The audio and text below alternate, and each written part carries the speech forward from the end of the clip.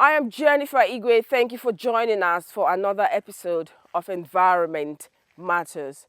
Now, the beauty of a rich rainforest is the fact that diverse species of plants and trees grow here for a very long time, formidable.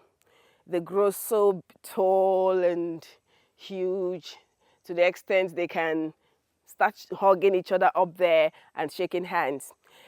If you look up, for example, seeing the sky may not be so clear because the trees have formed a canopy.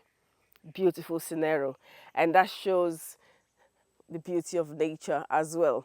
And let's not forget that the forest provides crucial ecosystem services to us humans. So today on Environment Matters, we'll be looking at that and the people who go the extra mile to ensure that this important aspect of our biodiversity is sustained. Then we'll be finding out as well the activities of loggers, how legal loggers are ensuring that they monitor so that illegal ones will not destroy the forest, so that in future they can have one that their children can look up to. And I think that is good to have loggers now be involved in protecting the forest and planting trees. We'll be finding out more about all this today on the program, so stay tuned. Rainforest and rainfall have a relationship endorsed by nature. So it rains often, and credit for the frequency goes to the accelerated water cycle and a process called transpiration. Transpiration ensures the right vegetation constantly evaporates water from the soil, berthing heavy moisture in the air that condenses into clouds, resulting in repeated rainfall. Studies have shown that this process goes on non-stop. The vast nature of the vegetation translates to more transpiration. Forests help reduce heat and cool the environment, particularly in urban areas, through another process called evapotranspiration. In this case, water is absorbed by trees and released as vapor through their leaves.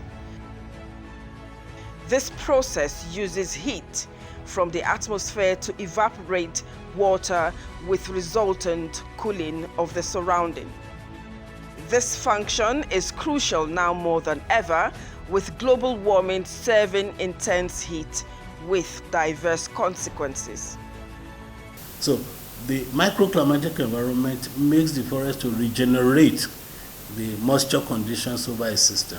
It inputs a lot of moisture into the air that may modify and modulate the microclimatic environment.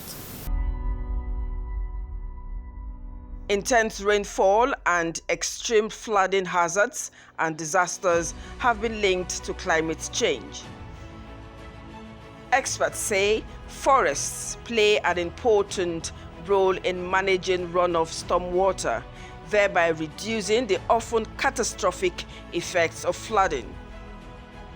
Trees can also absorb excess rainfall and floodwaters that often overwhelm drainage channels and waterways.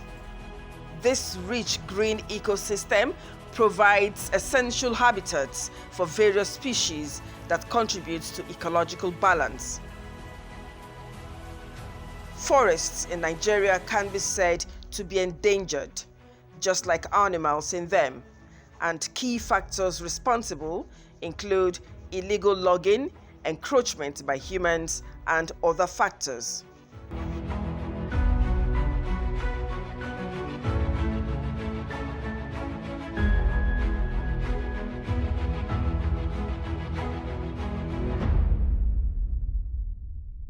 Omo Forest in southwest Nigeria is one of the largest in the country.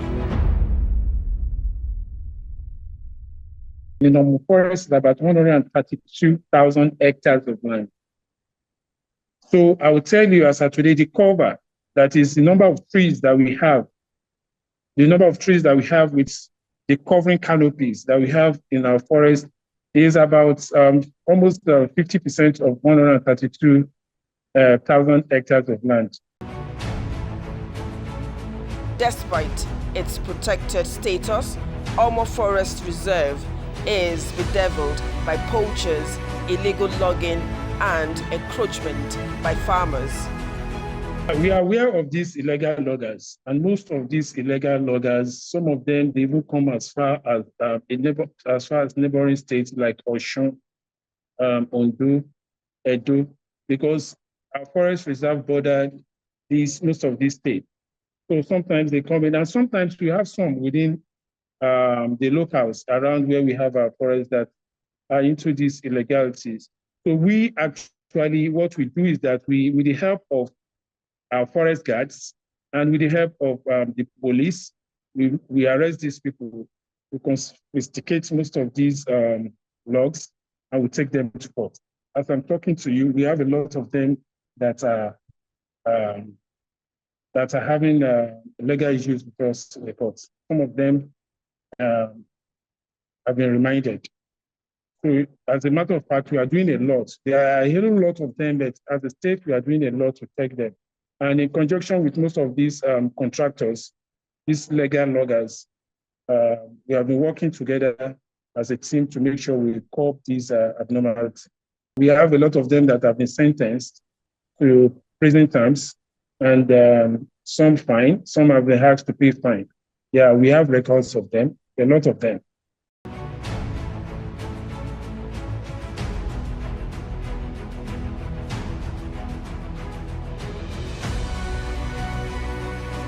Rangers recruited from nearby communities are also in the forefront of the moves to stop activities of poachers and illegal loggers. Legal loggers too have come up with strategies to help check activities of illegal loggers. Their efforts have led to impoundments.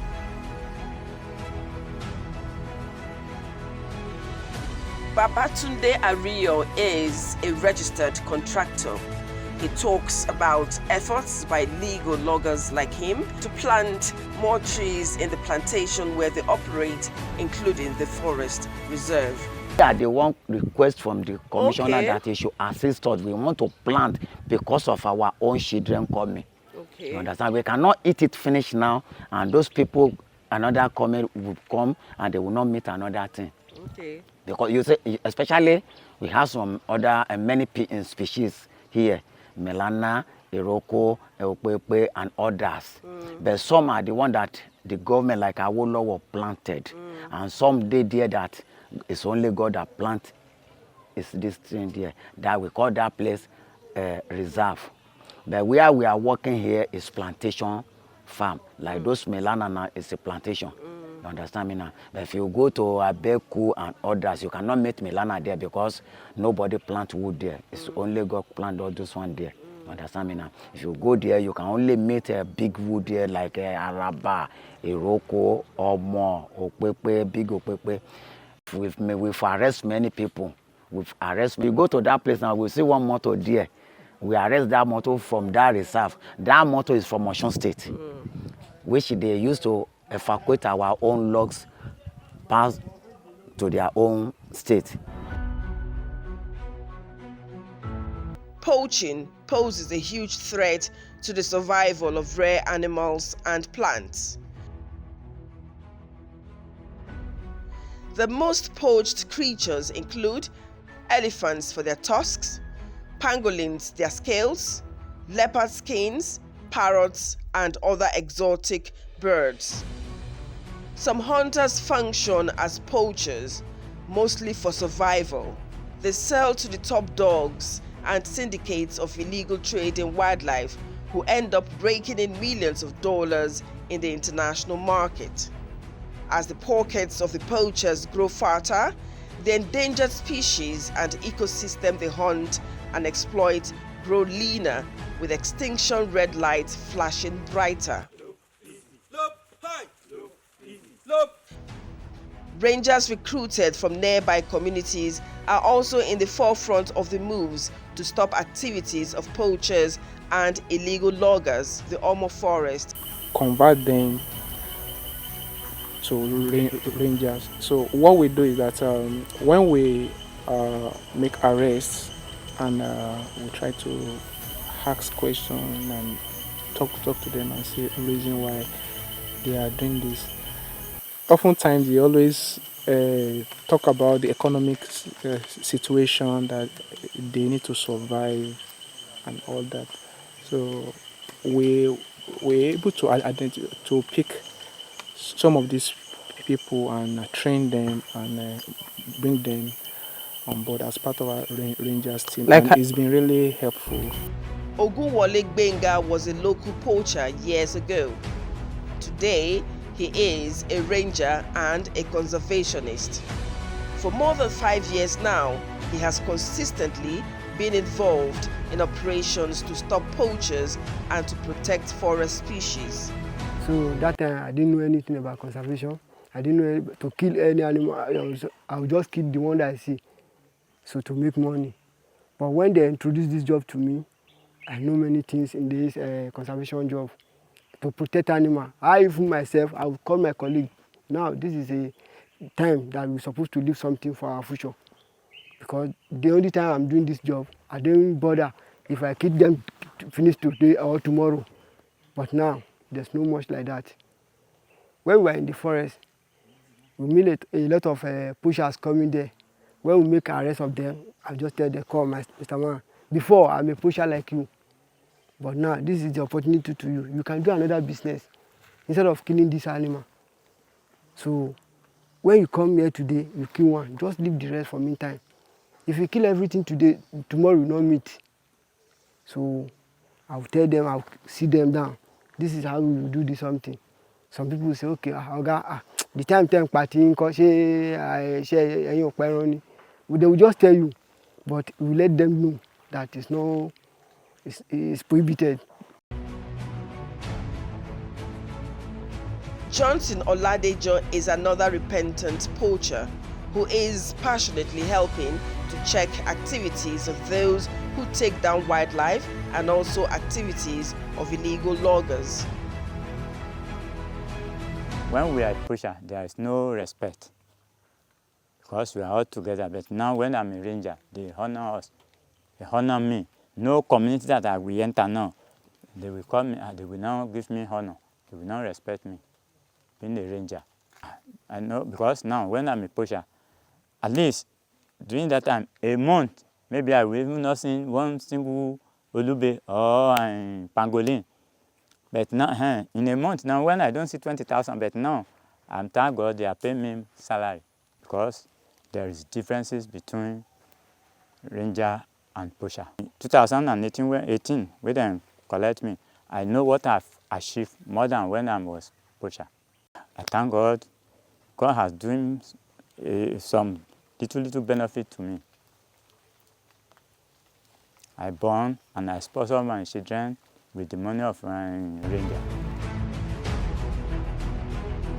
Experts say tackling illegal logging is important in promoting healthy forests and ensuring targets to check global warming and climate change are met.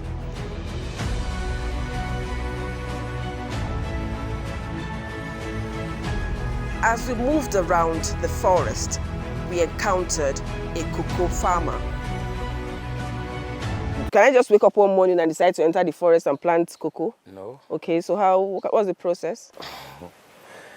Before you will enter the area now, you have to register to be forest ranger. This time now, we have to collect you get one certain ID card with form. Any farmer that want to enter this forest must collect form with ID card. Anything after that. People, they've been in existence right from the inception of that, the creation of that reserve. These are the aborigines. They know when government acquired this large expanse of land. Some part of this reserve, we're actually giving out to these locals. And those ones are called legal enclaves, like an enclave that was ceded out of the forest reserve to them. You understand? So, and they cannot do anything beyond the approved landmass that is given to them as an enclave for them to stay. And the only thing that they can do within that enclave is for them to plant trees and for them to go into subsistence farming. So we have about almost 30 or 40 of them within Omo Forest Reserve. What we did was to call all these native heads within our forest reserve that we need a form of identification for all those that are moving within our forest reserve. So anyone without identity card to show that he is a farmer, not just a farmer, a subsistence farmer. So we actually registered them and we actually gave them an ID card. So perhaps that is what the term has permitted. It is not permitted. All this administration, we discovered that most of these cocoa farmers, they have farms within our forest reserve. So because they have this farm, and we discovered that most of these cocoa, they have been there for like 8-10 years. So the state government now said it will be very bad for us to cut down this cocoa. Having attained that maturity, if we go and destroy them, it will be very bad considering the situation of the country now. So there is no way we can do any kind of destruction that will affect these farmers.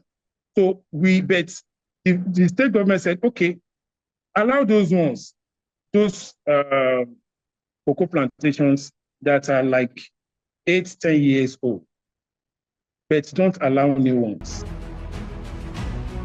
Conservation of forests ecosystems is crucial for wildlife, other species, and humans. A healthy forest helps create a balance that amplifies ecosystem services and ensures trees effectively play vital roles like carbon sequestration, water filtration, and soil preservation. Protecting the forest, including the fauna and flora in it, guarantees resilience against threats posed by climate change and other natural disasters.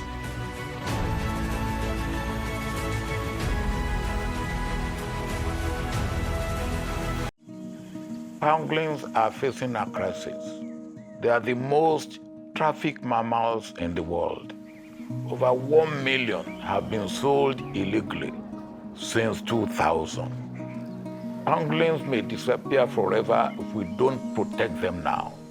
Say no to illegal pangolin trade and report wildlife crime. Keep them wild and keep us safe.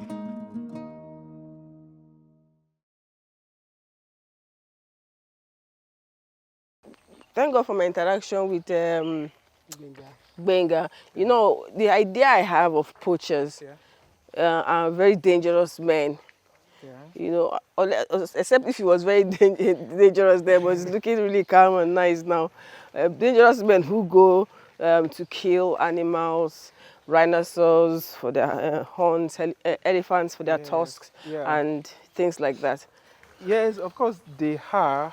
They are dangerous because they prepare fully for anything they come across in the forest, be it the wildlife or the people that are trying to save the wildlife. And it's really a life-threatening situation in many parts of Africa and even the northern parts.